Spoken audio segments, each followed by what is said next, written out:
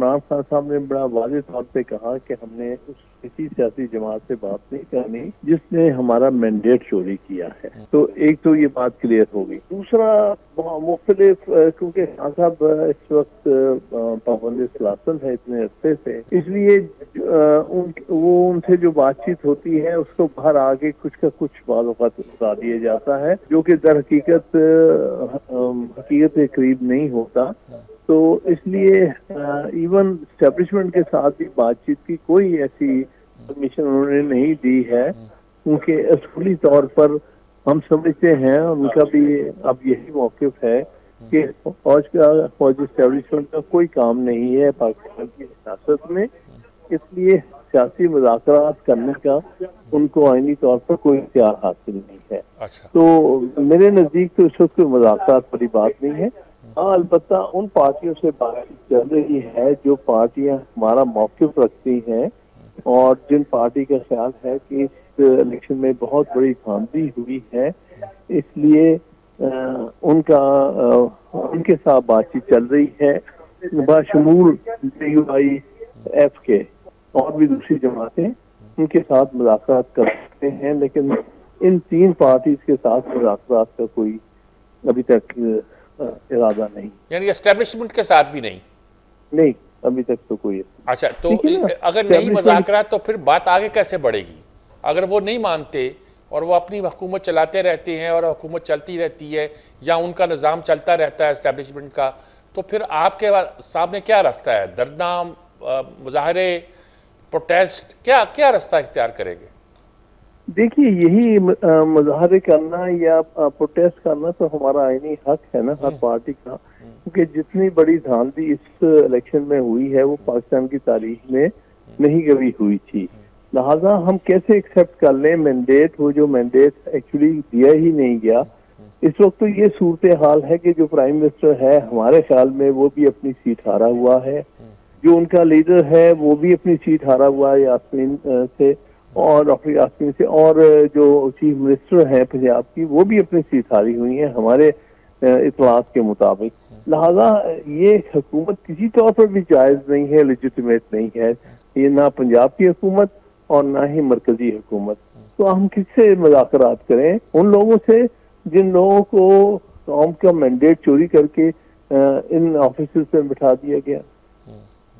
نہیں، آپ کی بات درست ہے، لیکن پاکستان کے معاملات کو آگے بڑھنے کے لیے اب پھر کیا کرنا چاہیے؟ صرف یہی کہ آپ پروٹیسٹ کرتے رہیں اور آپ احتجاج کرتے رہیں، آپ دھرنا دیتے رہیں اور حکومت اپنی مرضی چلاتی رہے، تو عوام کا اور لوگوں کا فائدہ یا پاکستان ایز اے ریاست کا فائدہ کس طرح ہو سکتا ہے اس سے؟ دیکھیے ہم اسی ایک وشوس سائیکل میں پھنسے ہوئے 70 سال سے، اور یہی آرگیومنٹ ہوتا ہے چلو ہو گئی دھاندلی، صبر کر دو، پیچھے ہٹ جاؤ، کچھ نہ کہو، جو ناجائز بٹھا دیے گئے ہیں ان کو مان لو، ان کے ساتھ بیٹھ کے مذاکرات کر لو، ہوگا. یہ تو کوئی لاجک نہیں ہے، یہ تو کوئی جمہوریت یا سیاست نہیں ہے کہ آپ پہلے تو اتنی بڑی زیادتی کریں کہ ایک پارٹی کے جیتے ہوئے جو کینڈیڈیٹس ہیں ان کو ہرا دیا جائے اور ہارے ہوئے کینڈیڈیٹ کو جتا دیا جائے اور ان کو ہمارے صوبے میں بٹھا دیا جائے. ایک دفعہ تو اس ملک میں کہیں پر واضح طور پر کسی اصول کے اوپر معاملات طے ہونے چاہیے کہ الیکشن فری اینڈ فیئر ہوں گے، تب اسی کے نتیجے میں جو حکومتیں وہ بدلنی چاہیے. اچھا دیکھ، کچھ لوگ تو آپ کی پارٹی پہ الزام لگاتے ہیں کہ آپ مذاکرات کے قائل ہی نہیں ہیں. ماضی کا بھی یہی ریکارڈ ہے کہ جب اسمبلی میں کہا گیا، آپ برسر اقتدار تھے، اسمبلی میں کہا گیا کہ بات چیت کریں تو آپ نے کہا چوروں چنگوں سے بات نہیں ہو سکتی. آپ کی پارٹی چیف نے، میرا مطلب ہے، یہ بات کہی. تو ایسی صورت میں یہاں یہ کہا جاتا رہا کہ بات کریں گے تو اشارہ کیا جاتا تھا، امپائر کی انگلی وغیرہ. تو یہ ساری باتیں تو ان کانسٹیٹیوشنل بھی ہے اور نان ڈیموکریٹک بھی ہیں. تو ایسی صورت میں ایک جمہوری پارٹی کے طور پر آپ کا کردار کیسے ہو سکتا ہے، آگے بڑھ سکتا ہے؟ دیکھیے بات کی میں تو آج کے کانٹیکسٹ میں بات کر رہا ہوں. ٹھیک ہے، جو پہلے جو کچھ ہوا ہے اس کی تو ہم سزا بھگت رہے ہیں.